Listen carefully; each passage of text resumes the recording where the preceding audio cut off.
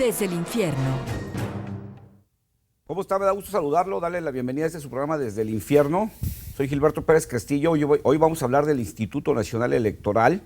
Vamos a tratar de entender si este nuevo instituto, el que sustituyó al anterior IFE, ya muy conocido por nosotros, ahora el INE, pues si es un árbitro confiable para la próxima elección, para el próximo proceso, dado que ya algunos partidos han mostrado inconformidad, incluso se levantaron de la mesa del Consejo, por considerar, según ellos, que el instituto no está cumpliendo con su trabajo de garantizar la imparcialidad de las elecciones.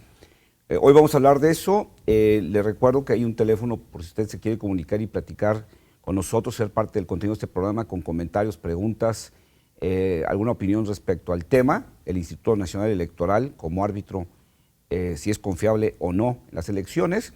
Y le recuerdo que tenemos un teléfono para que usted se comunique con nosotros, el 3030-5307. Se lo repito, si nos está escuchando en radio, 3030-5307. Y también le recuerdo que a través de mi cuenta personal de Twitter, @Gilberto Pérez, podemos estar en contacto, no solo durante esta hora del programa, sino durante todos los días de la semana. Y bueno, acompáñenos durante la próxima hora, vamos a analizar este tema. Y para esto, me da mucho gusto darle la bienvenida al doctor Jaime Preciado Coronado, jefe del Departamento de Estudios Políticos de la Universidad de Guadalajara. ¿Qué tal? Buenas tardes, mucho gusto en estar aquí y un buen saludo para toda la audiencia. Pues muchas gracias, Jaime Preciado. ¿Es confiable el Instituto Nacional Electoral? El presidente del Consejo General, el doctor Lorenzo Córdoba, ha estado señalando en los últimos días que siente algunos focos rojos. Dice, uno de ellos es que va a ser la primera elección enorme en términos de número de votantes, más de 85 millones de electores en esta elección. En segundo lugar, que el Instituto Nacional Electoral tiene una sobrecarga ahora de atribuciones con la última reforma. Y en tercer lugar, el tema de la violencia que hay en algunas regiones del país. Pero yo le agregaría este último que hemos estado viendo las últimas semanas, el tema de la confianza pues, de los actores principales en términos de la contienda, que son los partidos políticos. ¿Tú cómo ves al Instituto Nacional Electoral, Jaime Preciado? Pues sí, yo creo que resumiste muy bien los puntos que son los que preocupan en general, pero yo me iría un poco más atrás en términos del origen de este tipo de organismos. Me gusta la idea. Que es los organismos públicos autónomos u organismos constitucionales autónomos, en donde se ha procurado, y yo creo que es ahí donde está gran parte de los desafíos para la democracia en México, de que estos organismos sean efectivamente conducidos desde perspectivas de imparcialidad, que llamen a la reflexividad, ¿no? Y que en esa medida fomenten y garanticen la equidad de lo que está en juego, ¿verdad? Y creo que en ese plano el IFE tuvo logros importantes. La transformación del IFE en el actual Instituto Nacional Electoral prometía retomar gran parte de esos éxitos que había tenido el IFE en algunos momentos de su existencia, pero lo que se reprodujo fue eso que Vox Populi se sabe, que es la partidocracia, que son los propios partidos que se dividen por cuotas el nombramiento de cada uno de los consejeros, y es que hay en juego unos puestos jugosísimos en términos salariales y también en términos de prestigio y de proyección en lo que toca al estudio del tema político y electoral. Entonces, el INE actualmente yo creo que se concentran este tipo de problemas en el tema de la desconfianza. Y esa desconfianza pues está gestada desde dentro, porque los partidos en este sentido se les puede reclamar que como si ellos se distribuyeron las cuotas, ahora están pidiendo que esos consejeros que ellos acordaron que fueran en tales proporciones, les respondan a los intereses de todos cuando ellos se prestaron a ese juego. Sí. O sea, digamos que tiene un problema de origen, que es el mismo que tuvo en su momento el IFE, que es los integrantes, o sea, los consejeros, los que tienen derecho a voz y voto en la mesa del Consejo, se eligen por propuestas de los partidos políticos, se acuerda en las cámaras de diputados y senadores, tú 3, yo 2, tú 1, tú tantos, acuerdan la integración y bueno, traen un vicio de origen porque es de entenderse que si un partido político propone a alguien para ser consejero, pues lo propone porque lo considera una persona afín a ese partido, ¿no? Así es. Así es, y ese es el drama que pues ha habido personas en las primeras épocas, digamos, del IFE, el propio Santiago Krill, y Miguel Ángel Granados Chapa, que venía desde el periodismo con una estructura muy coherente, ¿no?, en su persona. Y bueno, hemos tenido experiencias tan importantes como las que encabezó José Woldenberg y otras que fueron un tanto desiguales, pero en este momento pues se llega sobre todo a una coyuntura muy importante que induce los elementos que me parece están desestabilizando y cuestionando un sistema que habíamos visto venir funcionando más o menos adecuadamente, ¿no? Y eso pues es el tema sobre todo de la impunidad, la violencia, ¿sí?, la inseguridad, que hace que estas elecciones sean muy difíciles de operar. Y yo coincido plenamente con la visión del presidente consejero José Córdoba cuando se habla del tema del exceso de atribuciones que tiene el instituto, ¿no? Es que ante la complejidad que ha tomado el proceso electoral, es imposible que un organismo, por más que sean 11 los consejeros generales, por más que tengan equipos de apoyo, no puede estar enormes. Sí, pero no puede estar al tanto de lo que pasa en los medios, radio, televisión, cine, las finanzas, en las redes sociales, en el tema de las finanzas, o sea, como en que los medios electrónicos. Sí, yo creo que necesitamos una nueva reforma electoral, y aunque no me gusta mucho la palabra, una nueva ingeniería electoral, ¿no? O sea, por ejemplo, el IFETEL, ¿no? Ahora que estamos reformando también el sector de telecomunicaciones, bueno, ¿no sería ese el órgano más adecuado para regular el tema de tiempos, campañas, etcétera, y que eso le nutra al Instituto Nacional Electoral? Bueno, yo creo que por ahí hay mucho que hacer. Jaime Preciado, voy a tener que hacer un primer corte. Me gustaría, ahora que regresemos, que nos platicaras esto. Te dejo la pregunta de una vez. La idea que teníamos era que conforme fuera pasando México a una etapa de mayor democracia, las elecciones iban a ser más sencillas y que iban a ser más baratas. Vamos en el sentido contrario. Me respondes ahora que regresemos, por favor. Sí. Usted no le cambie, seguimos aquí en Desde el Infierno. Vamos a hacer un corte muy rápido. Le recuerdo el teléfono 3030-5307 y la cuenta de Twitter de un servidor, @Gilberto Pérez. Vamos rápido a los mensajes y regresamos.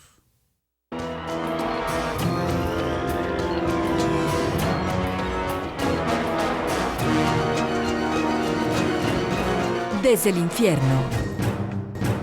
Estamos de regreso aquí en Desde el Infierno. Les recuerdo, soy Gilberto Pérez Castillo y hoy me acompaña el doctor Jaime Preciado Coronado. Estamos hablando del Instituto Nacional Electoral. Nos estamos preguntando y estamos tratando que nuestro invitado nos responda si este Instituto Nacional Electoral es confiable para este proceso electoral que ya está a unos días, poco más de 90 días, para que tengamos la primera elección, que será obviamente la primera elección y una prueba de fuego para este instituto nuevo, para el INE.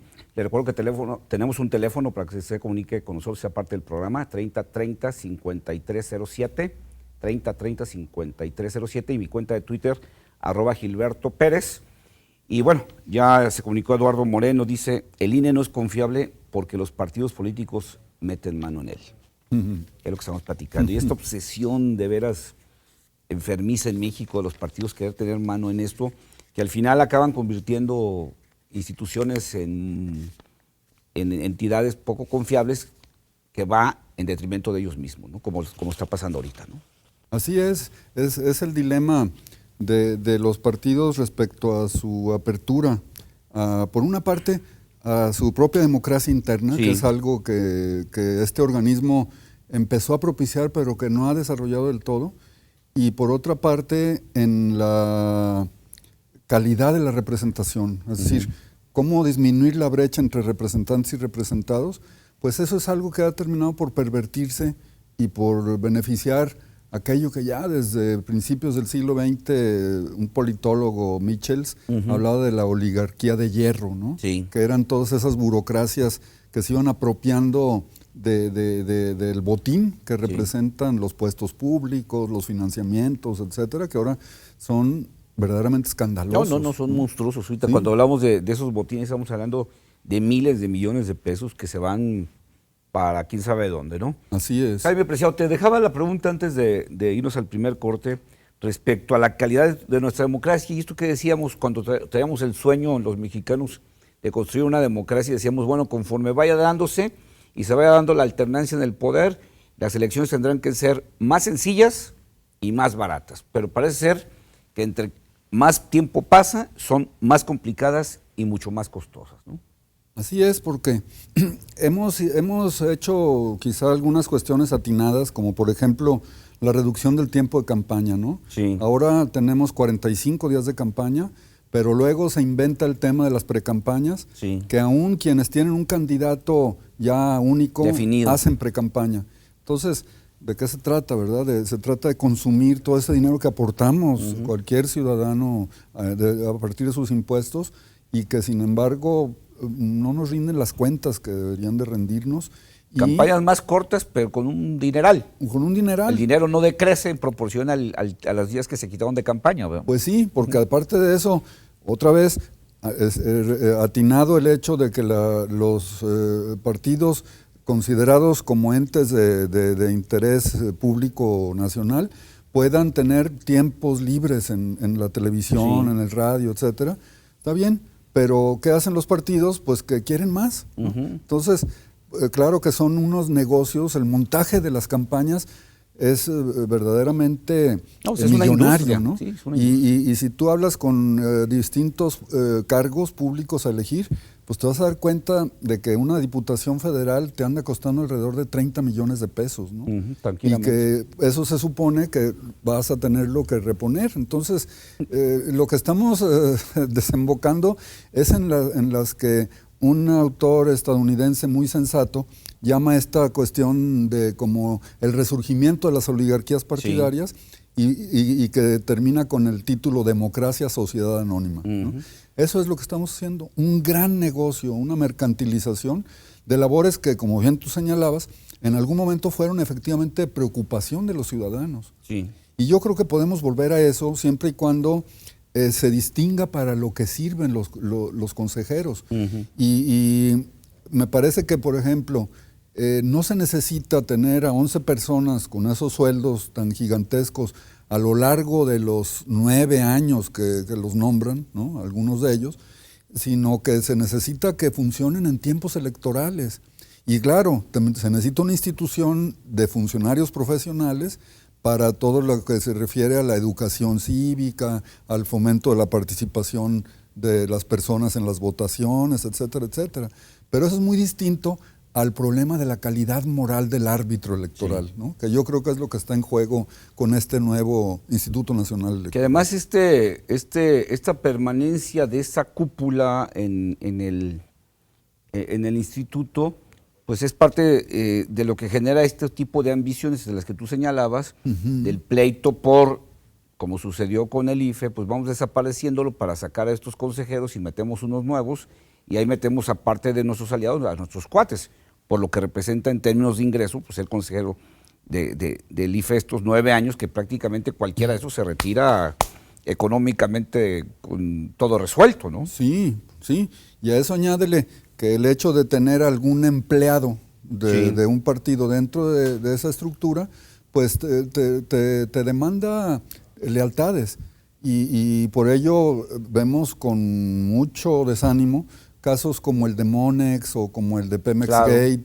u otros en donde hay una corrupción evidente del proceso electoral, en donde hay compra y coacción del voto y en donde sin embargo no llegamos a saber qué es lo que pasa. No hay sanción, ¿verdad?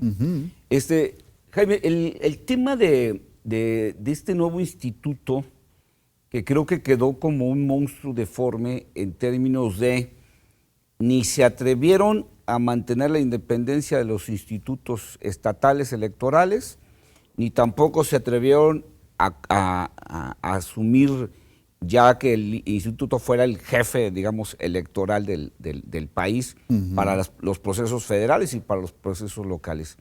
Es parte de este asunto de digamos, dificultad del INE de funcionar, el que está haciendo una elección federal, pero al mismo tiempo está metiendo mano en las elecciones estatales. Sí, es que eso es otra vez de decisiones atinadas, pero pervertidas en el camino, ¿no? Sí. Porque el argumento para crear al INE, me parece que fue central, Sí. es que los gobernadores no metan mano en los procesos electorales locales y menos en los federales, ¿no? Sí. Y sin embargo, lo que estamos viendo es que simplemente se reprodujo y se sofisticó la manera en que los gobernadores van a meter la mano en esos procesos, porque no me digan que por el hecho de que se mantienen los organismos locales, eso genera otro tipo de negociaciones entre el gobernador, los partidos locales y las fuerzas que están aquí en presencia. Que vimos al final manoseo. Así Porque es, vimos o sea, todavía a los gobernadores operando para acomodar las piezas en los estados, ¿no? para cubrirse las espaldas. Negociaron con los partidos y negociaron con los consejeros del INE, pero al final vimos otra vez el mismo manoseo, ¿no? Sí, sí, sí. Y sin embargo, si se hubiese creado una estructura, digamos, en la que consejeros electorales son los encargados de supervisar el proceso electoral tanto local como federal, eso hubiera sido otro cantar. Pero al Y es- 100%, totalmente, no como quedó en esta condición, ¿no? Claro, porque es una repetición, o sea, ¿cómo es que tenemos una junta local del Instituto Nacional Electoral con consejeros propios en cada distrito, etcétera, etcétera, y luego el organismo del Instituto Electoral y de Participación Ciudadana que tiene esa misma estructura que se repite, ¿no? Y que fue una idea pervertida, como tú dices, en Sí. el proceso por el manoseo que hicieron los partidos del proyecto del Instituto Nacional Electoral. Sí, sí, sí, porque, o sea, hay claro reservas, inclusive en pláticas, por ejemplo, con el doctor José Barragán, ¿no? Que Sí. fue consejero del IFE, Sí. él me decía, no, es que es anticonstitucional que se hable de un instituto nacional electoral, porque el gobierno federal tiene sus atribuciones muy bien marcadas en donde terminan, en donde empiezan los límites de los estados locales, de los gobiernos locales, Sí. ¿no? Sí es un campo, digamos, no sencillo de resolver, pero creo yo que sí, tratándose de un asunto en el que lo federal ha estado en la base para que se puedan organizar las elecciones, como es la idea del padrón, Sí. como es la idea de los tribunales y lo que va junto con el proceso electoral en sus partes conflictivas, pues todo eso sí merece que haya como una suerte de nuevo pacto federal nacional, ¿no? Sí. Que le dé más firmeza a esas atribuciones, porque sí creo que hay ambigüedades en las competencias de los gobiernos estatales, su autonomía y soberanía local y lo que implica la presencia de un instituto federal nacional, ¿no? Al mismo tiempo. El tema, tú decías ahorita que creo que es parte de esta condición, el tema de la manipulación estatal contra la manipulación federal, aunque ambas partes podrían acusarse mutuamente de quién es más confiable, ¿no? Si el manoseo nacional o el manoseo estatal, ¿no? Sí, sí, sí, sí. Sí, ahí es muy difícil distinguir. Yo creo que desafortunadamente por la complejidad regional que tiene nuestro país, es muy difícil inclusive que con el PRI hablemos de un partido nacional, efectivamente, sí. ¿No? No lo dudo que sea el que más representantes tiene ante cada una de las casillas sí. que forman la estructura del país, pero yo creo que la complejidad de fuerzas, de actores, de intereses, ¿no? que hacen a nuestro país tan diverso, tiene que pasar como por una complementación entre todos estos aspectos que manejan los organismos públicos autónomos, porque sí. está el tema, por supuesto, electoral, pero está también el tema de los derechos humanos, sí. está el tema de la transparencia, está el tema de la misma estructura del Instituto Nacional de Estadística, Geografía e Informática, ¿no? Que es otro organismo público sí. autónomo. Entonces, como que los nexos entre todos estos organismos creo yo que le podrían dar una mejor institucionalidad a todo este devenir, siempre y cuando haya como esa preocupación por la calidad de la democracia, ¿no? Me voy a tener que hacer un segundo corte. Me gustaría que regresáramos nosotros a entender esto que está pasando. Tú señalaste el caso Monex como uno de los casos que ya le tocó a este instituto resolver, sí. pero también el tema que está ahorita en el debate nacional, que es el tema del Partido Verde y su propaganda para unos excesiva, para ellos legítima, sobre lo que está pasando y cómo esto está poniendo en duda la credibilidad del INE. ¿Te parece? Muy bien. No le cambie, le recuerdo el teléfono 3030-5307 para que se comunique con nosotros con sus comentarios y preguntas, y también le recuerdo mi cuenta de Twitter, @GilbertoPérez. No tardamos, vamos rápido.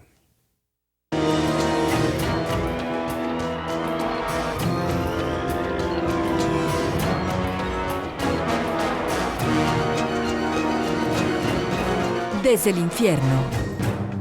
Le dije que no nos tardábamos, ya estamos de regreso. Le recuerdo, soy Gilberto Pérez Castillo y hoy me acompaña el doctor Jaime Preciado Coronado, jefe del Departamento de Estudios Políticos de la Universidad de Guadalajara, y nos está ayudando a entender qué está pasando con el Instituto Nacional Electoral, este nuevo árbitro electoral en México, y nos está tratando de ayudar a entender esta situación, esta pregunta que nos hacíamos al inicio del programa: ¿es confiable o no es confiable este INE? Le recuerdo que tenemos el teléfono 3030-5307 para que se comunique con nosotros, y también mi cuenta de Twitter, @Gilberto Pérez. Se comunicó Eladio Echeverría, dice: los felicito a ambos, muchas gracias, Eladio. Dice: el pueblo tiene la razón en desconfiar, yo estuve en la política y todos, dice, y todo su entorno está corrompido por la corrupción. Deberían de disminuir sus sueldos porque por eso lo tratan a uno mal. Dice: nos utilizan tanto el PAN como el PRI. Un ejemplo es Vicente Fox, que cobra $1 millón al mes en pensión. El pueblo se siente humillado y discriminado, y felicita a C7 y su programación. Muchas gracias, Eladio. Agueda Campos García dice: como sociedad nos falta confianza en el INE. Yo le doy mi voto de confianza y espero que no me defrauden. Debemos actuar con madurez y criticar objetivamente a los candidatos y escoger al menos peor. Que esta es una condición triste que tenemos en nuestra política, de pensar que no tenemos para escoger al mejor, sino al menos peor. Así es. Eso está realmente crítico. Jaime Preciado, esto que está pasando ahora en el INE, que bueno, que llevó a que la mayor parte de los partidos políticos se levantaran de la mesa del Consejo General. Decía el presidente del Consejo, Lorenzo Córdoba, que no era la primera vez que se levantaban los partidos de la mesa. Es cierto, ya había pasado. Sin embargo, nunca se habían levantado tantos, o sea, nunca se había levantado la mayoría. Y otra cosa, que nunca se habían levantado en pleno proceso electoral. Se habían levantado, tú recuerdas, después de la elección de Zedillo, cuando se estaba analizando el tema de los recursos de la campaña de Zedillo, pero ya había pasado la elección, pero en proceso electoral nunca se habían levantado los partidos por desconfianza en el instituto, y tampoco se habían levantado tantos, ¿no? Sí. Sí, a mí me parece que este evento es sintomático de varios problemas, ¿no? Sí. El primero es efectivamente que ha habido un abuso, sobre todo del Partido Verde, en términos del uso de recursos públicos con fines electorales, en los que no se explica uno cómo, a partir del financiamiento que se tienen, se pueden lograr esa presencia en los medios tan fuertes, ¿no? Claro que ahí hay siempre la sospecha de que no olvidemos que el Partido Verde Ecologista, como empieza su alianza con el PRI, en un principio ya ha estado cercano de Acción Nacional, pero después, al cambiarse con el PRI, se convierte en el partido de la telebancada, y le abrió entonces las puertas fundamentalmente a Televisa y a uno que otro espacio para Televisión Azteca. Me parece que ahí hay una suerte de cuota de servicios que puede obtener el Partido Verde, que los puede disfrazar en su contabilidad y que puede burlar en ese plano la legalidad en lo que toca al financiamiento. Sí. Pero los otros partidos están hartos de que ese tipo de cuestiones se estén dando, y me parece que justamente si se quiere tener unas elecciones justas, equitativas, pues lo que necesitamos es empezar barriendo la casa, ¿no? Y poniendo en orden las cosas. Por ello, a mí me parece que la actitud de los partidos fue adecuada en lo general, pero que además esto expresa otro fenómeno que va a ser recurrente de aquí para adelante, y que es que se van a crear como dos bloques en distintos ámbitos políticos, legislativos, de pactos de gobierno y cuestiones de ese tipo, y que es, por un lado, el PRI se acerca más al Partido Verde Ecologista y al PANAL, ¿no? Sí. Y por otro, el Partido Acción Nacional junto con el PRD y en algunas ocasiones con Morena, PT y algunos otros pequeños partidos, pueden ir haciendo una suerte de coalición política que pueda darles más poder a los partidos en cuestiones en las que tienen razón. Es decir, a los partidos no podemos así simplemente sacarlos de la jugada diciendo que todo es malo en los partidos y que no son necesarios. Yo digo que sí es un mal necesario con el cual tenemos que convivir. Sí, no hay otra manera de resolver este asunto, sí, hasta ahorita, ¿no? Hasta ahorita no nos hemos inventado otra manera y por lo tanto, bueno, vamos pensando en que la mejor trama institucional pueda soportar a la mejor trama del sistema político y de partidos. Ahora, en el tema del Partido Verde, tú señalabas pues este hartazgo de los partidos que tiene que ver con una regla fundamental de la democracia que está muy valorada, digamos, en la reglamentación mexicana, que es el tema de la equidad. ¿Tú ves que sí rompe el tema de la equidad? Pues eso, me parece que en la medida en que está aumentando la capacidad de acuerdos de los partidos políticos y de que le están encontrando un sentido al ser oposición en algunos aspectos que les perjudican, eso puede propiciar una situación muy distinta a la que se dio, por ejemplo, al inicio del gobierno de Peña Nieto con el Pacto por México. Ese era un pacto de cúpulas que terminó por instrumentalizar a Acción Nacional y al PRD para someterlo al proyecto de las reformas estructurales de Peña Nieto, ¿no?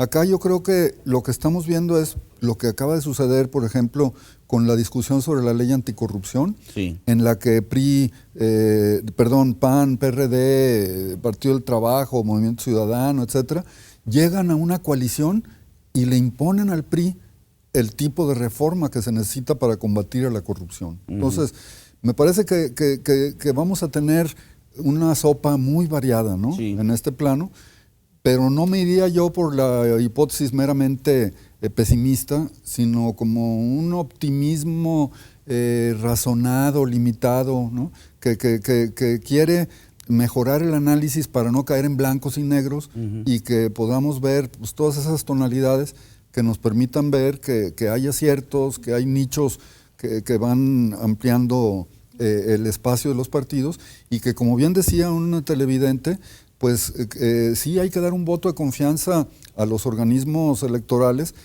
siempre y cuando estemos atentos y no sea una entrega de una carta, de un cheque en blanco. Un voto de confianza, ¿no? Pero no un cheque en blanco, ¿no? Eso es. Ahora, el otro tema que creo que es parte del debate es el tema de la reacción de la autoridad y del tiempo de reacción de la autoridad. Los partidos políticos dicen, bueno, pues sí, el INE ya le aplicó una multa de 35 o 37 millones al Partido Verde, pero a raíz de que lo presionamos. Y ya castigó a 2 empresas de 12 cadenas de cines, Cinemex y Cinépolis, porque nosotros presionamos, ¿no? El doctor Lorenzo Córdoba, presidente del INE, dice, no, nosotros ya veníamos actuando y este asunto ya lo habíamos abierto nosotros de oficio.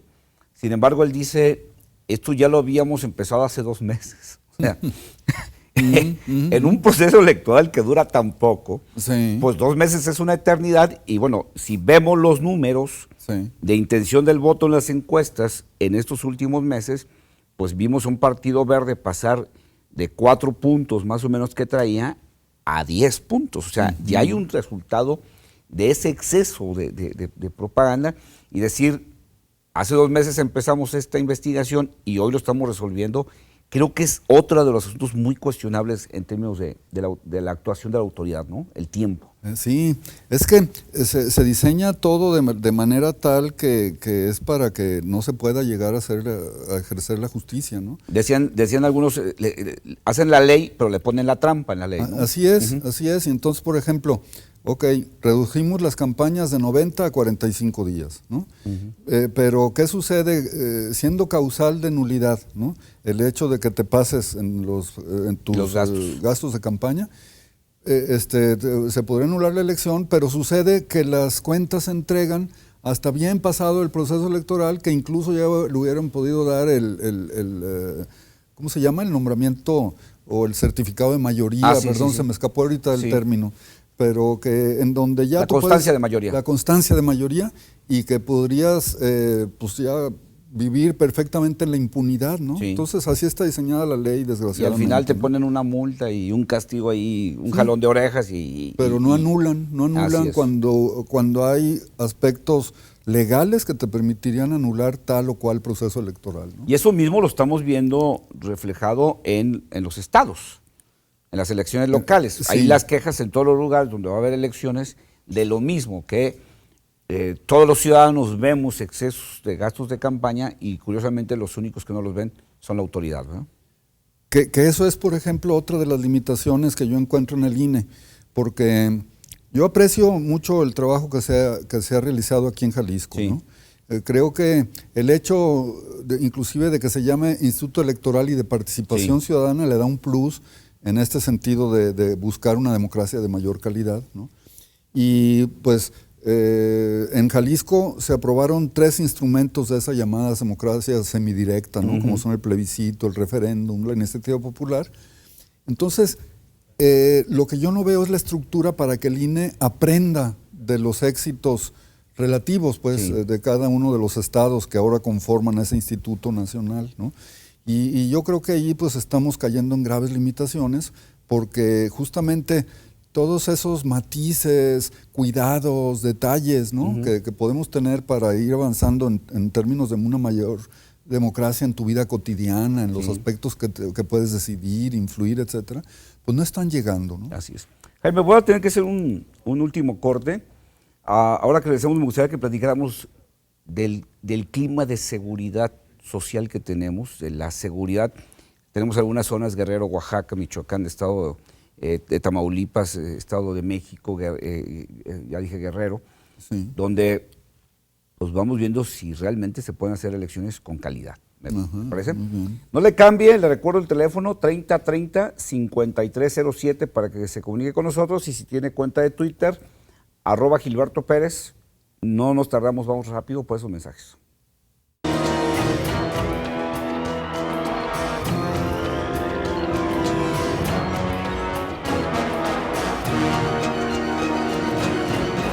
Desde el infierno. Estamos de regreso, les recuerdo, soy Gilberto Pérez Castillo. Hoy me acompaña el doctor Jaime Preciado Coronado, jefe del Departamento de Estudios Políticos de la Universidad de Guadalajara, y estamos analizando a este nuevo árbitro electoral en México, al Instituto Nacional Electoral, INE, por sus siglas, y estamos platicando sobre el mismo, su conformación y sobre todo si es un árbitro confiable o no para estas elecciones que tendremos el primer domingo de junio. Se comunicó con nosotros Fernando Acosta, dice, bueno, nos manda saludos, dice: hoy recordamos por sus 100 años al maestro Enrique Ramírez y Ramírez, y también recordar el fallecimiento de Chávez hace 2 años. Yo que se refiere a Hugo Chávez, ¿verdad? Sí. Ambos maestros en la búsqueda y el aplicamiento de la democracia. Se felicita a C7 y también saluda a Jaime Preciado. Muchísimas gracias. Muchos saludos, Fernando. Fernando Acosta. Jaime Preciado, te preguntaba antes de irnos al corte, el tema de la seguridad. Cuando hablamos de democracia, y yo creo que es importante señalarlo, no estamos hablando de que las urnas se instalen. Pues que no se pueden instalar, puedes mandar soldados a cuidar las casillas y se pueden instalar. Pero la democracia es mucho más allá de eso, y una elección democrática es mucho más allá de eso. Cuando vemos ambientes como el de Michoacán, Guerrero, Oaxaca, Tamaulipas, algunas regiones del Estado de México, del propio Estado de Morelos, ¿tú ves las condiciones para una elección democrática real en esas zonas? No, me parece que estas van a ser de las elecciones más conflictivas que ha habido en los últimos 30, 40 años, ¿no? Porque... Como que se parece un poco a las elecciones de la época posrevolucionaria, ¿no? Sí, en realidad tú ves que hay lugares en este México diverso, Sí. donde hay jefes políticos o actores casi quiles que no dejaban entrar y que decían que allí ni con perros bravos entraban. Así es. ¿No?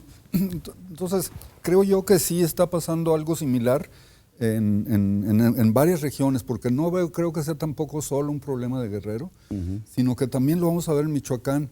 Sí. Y lo que pasa es que yo creo que hay un escenario que conscientemente se está orientando hacia el boicot del proceso electoral, a decir, ¿cómo quieren que elijamos si ni siquiera tenemos las condiciones mínimas de seguridad y si no se nos está haciendo caso en nuestras demandas de lo que estamos pidiendo para que se investigue y se nos haga justicia, ¿no? Entonces, es una crítica muy fuerte a la democracia realmente existente y también un llamado a que reflexionemos sobre por dónde están esos déficits, ¿no?, que venimos acarreando.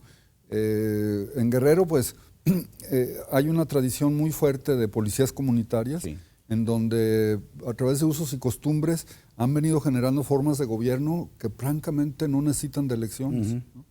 Y tener representación en un Congreso federal en el que no creen y no esperan nada de él, sino que más bien se cuidan de él, pues van a impedir, ¿no? En el caso de Michoacán también es un fenómeno que se ha simplificado desde mi punto de vista, porque solamente se piensa en el formato de las autodefensas, un poco al estilo del doctor Mireles, ¿no? Pero como que la cuestión, la vida política de Michoacán se limitó al tema de policías, de armas, de quién tiene el control de las armas, ¿no? No al tejido institucional y social real, ¿no? Claro, claro.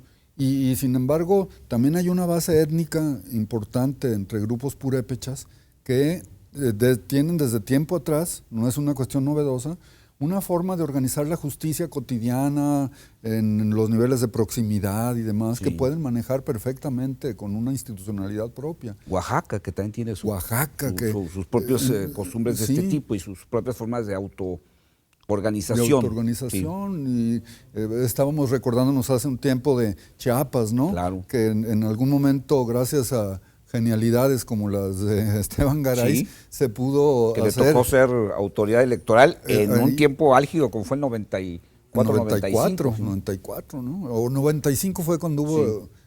Fue 94. Fue 94 cuando hubo las elecciones, sí.